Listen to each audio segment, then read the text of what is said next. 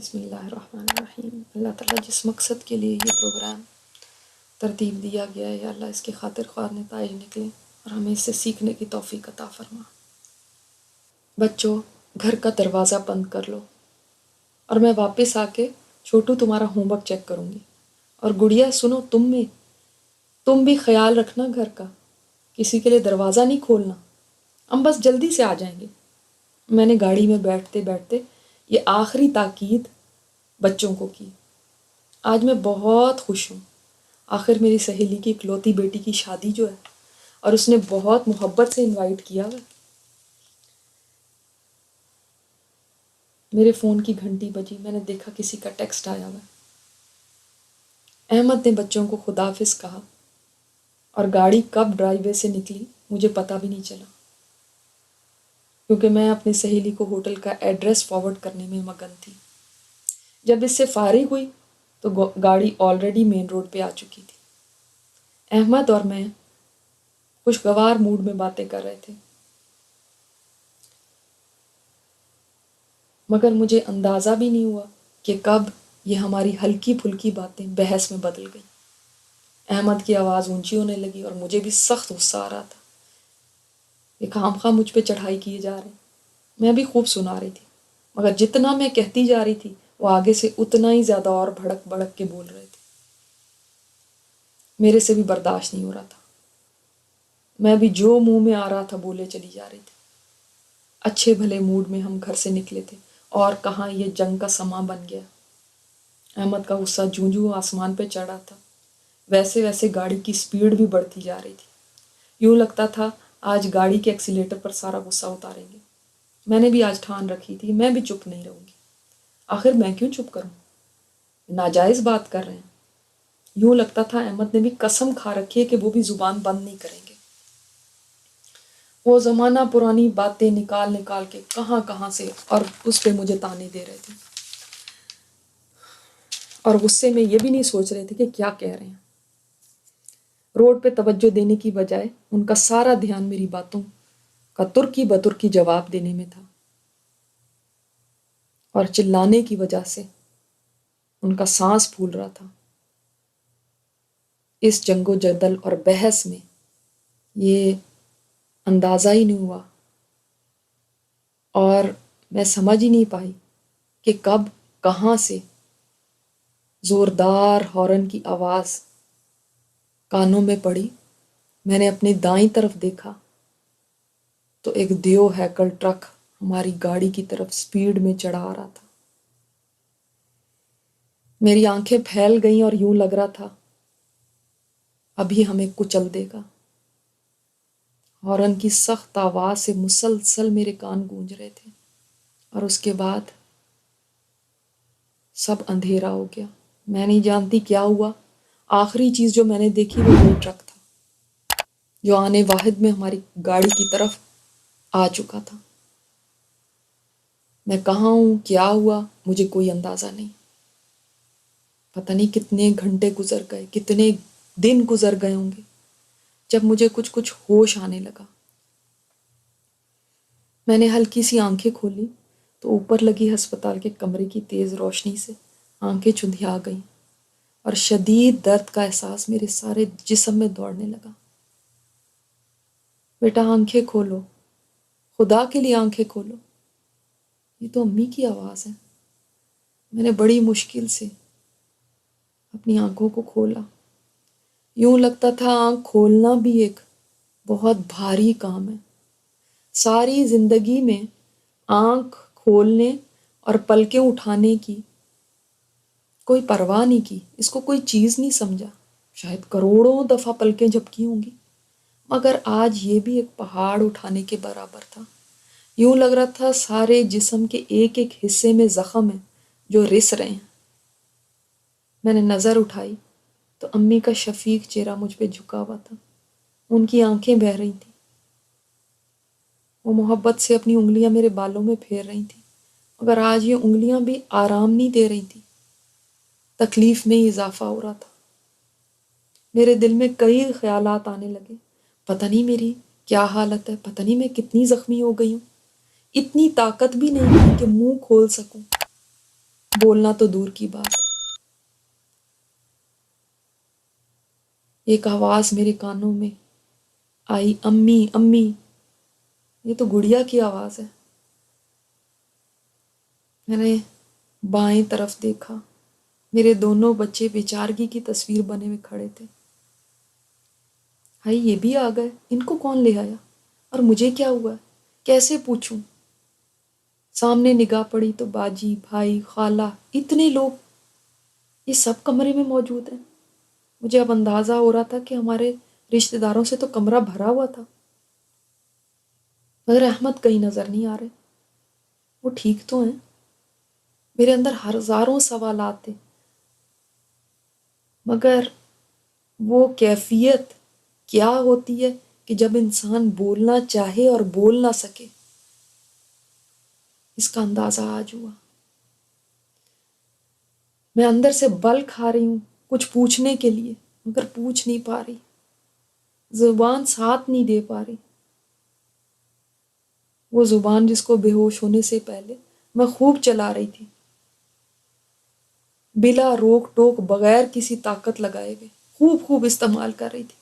آج وہ زبان بھی کتنی بھاری ہو رہی ہے کہ اس کو چلانا ایسے ہے جیسے کسی نے مجھے آسمان کو اپنی جگہ سے ہلانے کو کہہ دیا ہو۔ یہ کیسی بے بسی ہے، کوئی کچھ بھی تو نہیں بول رہا، سب خاموش کھڑے ہیں۔ کبھی کبھی بہن کی آواز آتی ہے، وہ اپنے بیٹے کو زور سے کہتی ہے، چپ کرو، دیکھ نہیں رہے خالہ کی طبیعت کیا ہے؟ میں سب کی طرف نگاہیں گھما کے دیکھ رہی ہوں، مگر سر کو حرکت دینا میرے بس میں نہیں ہے۔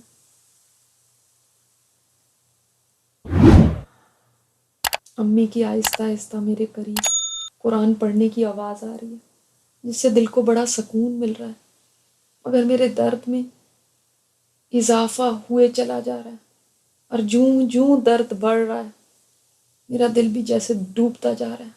یہ مجھے کیا ہو رہا ہے؟ تکلیف کی شدت میری برداشت سے باہر ہو رہی ہے، اور مجھ سے اب آنکھ کھولنی بھی مشکل ہو رہی ہے، حتیٰ کہ میری پلکیں خود بخود میری آنکھوں پہ جیسے گر گئی ہوں۔ امی کی چیخ مجھے سنائی دی، آسم جلدی جاؤ، ڈاکٹر کو بلاؤ، دیکھو تمہاری آپا کو کیا ہو رہا ہے، آسم جلدی جاؤ۔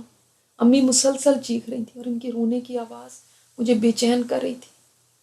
گڑیا اور چھوٹو کی بھی مسلسل سسکیاں میری کانوں میں آ رہی تھی۔ میں نے اپنے پورے وجود کی طاقت جمع کی اور اپنی پلکیں اٹھائیں۔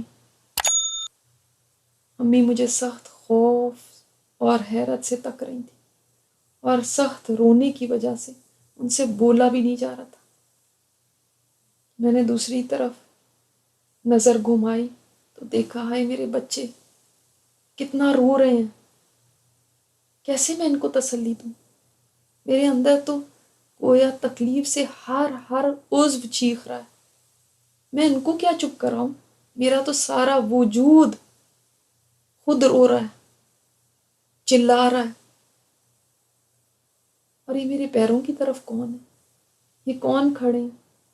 ان کو تو میں نے کبھی نہیں دیکھا۔ یہ سفید کپڑوں میں کون ہے؟ یوں لگتا ہے کچھ انتظار کر رہے ہیں، اور یہ ایک دو نہیں ہیں، دو کے پیچھے یہ اور بھی ہیں، اور وہ اور بھی ان کے پیچھے۔ یہ اتنے سارے یہاں کیا کرنے آ گئے؟ ایک خیال گویا بجلی کی طرح میرے دل میں آیا، کیا میں مرنے لگی ہوں؟ اگر میرے اندر ہمت ہوتی تو میں نہیں نہیں چلاتے ہوئے اس کمرے سے بھاگ جاتی۔ ارے ابھی میں نے دنیا میں دیکھا ہی کیا ہے؟ میرے تو ابھی بچوں کی شادیاں بھی نہیں ہوئی، میں نے تو ابھی بہت کچھ کرنا ہے، میں نے تو اپنی آخرت بنانی ہے۔ یہ کیسے ہو سکتا ہے اتنی جلدی میں چلی جاؤں؟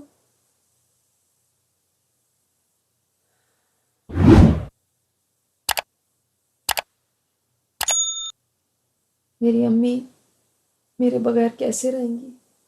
وہ تو جیتے جی مر جائیں گی، وہ تو 2 دن بھی مجھے دیکھے بغیر نہیں رہا کرتی، اور کچھ دن گزر جائیں تو فون پہ فون کرنے لگتی ہیں کہ آ کے مل جاؤ۔ وہ کیسے رہیں گی؟ اور یہ میرے بچے، ان کا کیا بنے گا؟ دیکھو تو کیسی معصوم صورتیں ہیں، یہ میرے بغیر کیسے رہیں گے؟ میری گڑیا جب کالج سے آتی ہے سارے دن کی داستان مجھے سناتی تھی، اس کے بغیر کھانا ہی نہیں کھاتی، اور چھوٹو کی تو کل کائنات ہی میں ہوں، وہ کیسے رہ سکتا ہے میرے بغیر؟ ان بچوں کو کون دیکھے گا؟ میرے گھر کو کون سنبھالے گا؟ احمد کا کیا ہوگا؟ ان کے تو آدھے کام میرے سر پہ ہوتے ہیں، مجھے تو ابھی بہت کچھ کرنا ہے۔ یہ کیا ہو رہا ہے میرے ساتھ؟ میں نے تو ابھی بچوں کو کوئی وصیت بھی نہیں کی، ابھی میں نے ان کو بہت کچھ سمجھانا ہے، اگر ان کو میرے بغیر رہنا پڑے تو کیسے رہنا ہے یہ ان کو بتانا ہے۔ میری آخری خواہش کیا ہے یہ تو میں نے ان کو کہا ہی نہیں۔ میں نے کب کبھی سوچا تھا کہ یہ دن بھی آ سکتا ہے؟ میں نے تو گھر سے نکلتے وقت ان کا ماتھا تک نہیں چوما، خداحافظ نہیں کہا، ان کو آخری الوداع بھی نہیں کر سکی۔ کیا وہ میری ان سے آخری ملاقات تھی؟ کیا آخری بات بس ہوم ورک کی تھی؟ کیا وہ وقت جب میں ٹیکسٹ میں کرنے میں مشغول تھی، کیا وہی آخری وقت تھا جب میں نے ان کو دیکھا؟ کیا میرا آخری عمل شوہر کے ساتھ جھگڑا کرنا تھا؟ مجھے اب وہ سفید چہرے والے قریب آتے ہوئے محسوس ہو رہے تھے، اور ساتھ ساتھ جیسے میرا دم گھٹ رہا تھا۔ وہ بہت سارے میرے ارد گرد جمع ہو رہے تھے، اور امی کے رونے کی آواز مسلسل میری گھبراہٹ میں اضافہ کر رہی تھی۔ امی آپ کہاں ہیں؟ پلیز مجھے بچا لیں، بھائی، احمد، ڈاکٹر، کوئی مجھے زندگی دے دے تھوڑی سی۔ امی آپ کو تو مجھ سے اتنا پیار ہے، آج مجھے بچا لینا۔ ڈاکٹر کو کہیں ان کے منہ نوٹوں سے بھر دیں گے، مگر آج وہ کچھ کریں۔ زبان نہیں بول رہی تھی، مگر میں اپنی زبان حال سے گویا چیخ چیخ کے یہ کہہ رہی تھی کوئی آج بچا لے۔ میرے سارے وجود میں گویا آرے چل رہے تھے، رواں رواں تکلیف میں تھا۔ ارے کچھ تو کرو، کہاں چلے گئے ہو؟ کیا کوئی اپنی زندگی میں سے مجھے چند سانسیں اور نہیں دے سکتا؟ مجھے اب کچھ نظر نہیں آ رہا، اندھیرا میری آنکھوں کے سامنے چھا گیا، اور صرف آوازیں ہیں جو کانوں سے ٹکرا رہی ہیں، اونچا اونچا رونے کی آوازیں، اور ایک باریک سی کمزور سی آواز مسلسل آ رہی ہے، وہ خالہ کی آواز ہے، لا الہ الا اللہ محمد رسول اللہ۔ میری زبان چل نہیں پا رہی، مگر میرا دل گویا کلمہ پڑھ رہا ہے۔ درد کے باوجود میں کوشش کر رہی تھی کہ کسی طرح الفاظ ادا کر لوں۔ ایک جملہ ہی تو ہے، مگر ایک ایک لفظ آج زبان کے لیے ادا کرنا بھاری ہے، زبان میں طاقت ہی نہیں۔ میں ضرور یہ الفاظ کہہ دیتی مگر زبان ساتھ نہیں دے رہی، کیا کروں؟ مگر دل پکار رہا ہے۔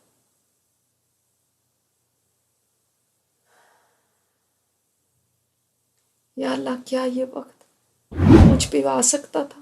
کبھی میں نے سوچا نہ تھا۔ گرم آنسو میری آنکھوں کے کنارے سے ڈھلکتے ہوئے میرے کانوں تک پہنچ گئے۔ کیا یہ دنیا میں میرا آخری وقت ہے؟ آج ہم یہیں تک کرتے ہیں، اور آپ اس کے اوپر غور کیجیے گا کہ جب ہمارا یہ وقت آئے گا تو ہمارا کیا حال ہوگا۔ اور ضرور اپنی دعاؤں میں ایک دعا لکھ لیجیے گا کہ یا اللہ موت کی ڈبکیوں اور بے ہوشیوں سے بچانا۔ ہمارے نبی کریم صلی اللہ علیہ وسلم نے فرمایا سکرات الموت برحق ہے، جو یہ اس وقت کی موت کی تکلیف ہے وہ برحق ہے۔ اللہ تعالیٰ سے دعا کریں کہ اس وقت کو ہمارے لیے آسان کر دے، کیونکہ ہم بہت کم سوچتے ہیں اس وقت کے بارے میں۔ دنیا کی تکلیفوں سے گھبرا کے ان کے لیے تو دعائیں کرتے ہیں، مگر اس وقت کے لیے دعا نہیں کرتے جو مشکل ترین وقت ہوگا، اس دنیا سے جانے کا۔ اللہ تعالیٰ سے دعا کیجیے کہ یا اللہ وہ دن جب میں دنیا سے جا رہی ہوں، وہ دن میری زندگی کا بہترین دن بنا دینا۔ جب میری تجھ سے ملاقات ہونی ہے اللہ اس کو بہترین دن بنا دینا۔ اس دن کوئی حسرت نہ ہو، کوئی پچھتاوا نہ ہو، کوئی واپس جانے کی امید نہ ہو۔ یا اللہ اس دن کو آسان کر دینا۔ سبحانک اللہم و بحمدک نشہد ان لا الہ الا انت نستغفرک نستغفرک و نتوب الیک۔ اللہم انک عفو کریم تحب العفو فاعف عنا۔ اللہم انک عفو کریم تحب العفو فاعف عنا۔ اللہم انک عفو کریم تحب العفو فاعف عنا۔ رب اعنی علی غمرات الموت وسکرات الموت۔ رب اعنی علی غمرات الموت وسکرات الموت۔ اللہ موت کی ڈبکی اور بے ہوشیوں میں ہماری مدد فرمانا۔ ہمارے اعمال کسی قابل نہیں ہے یا اللہ، اپنی رحمت سے بخش دینا، اپنی رحمت سے بخش دینا، مٹا دینا ہمارے اعمال نامے سے ہمارے گناہوں کو۔ اللہ نہ ہمیں دنیا میں ان کی سزا دینا نہ آخرت میں۔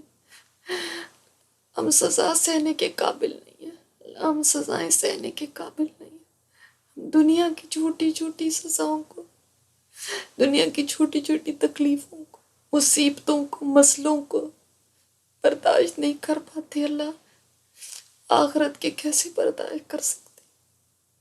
تو دنیا میں ہی معاف کر دینا، کیونکہ تو بڑا رحیم ہے، کریم ہے یا اللہ، غفور ہے اللہ، معافی کو پسند کرتا ہے۔ ربنا تقبل منا انك انت السميع العليم وتب علينا انك انت التواب الرحيم۔ صلی اللہ تعالی علی خیر خلقہ محمد وعلی آلہ واصحابہ اجمعین برحمتک یا ارحم الراحمین، آمین یا رب العالمین۔ السلام علیکم ورحمۃ اللہ وبرکاتہ۔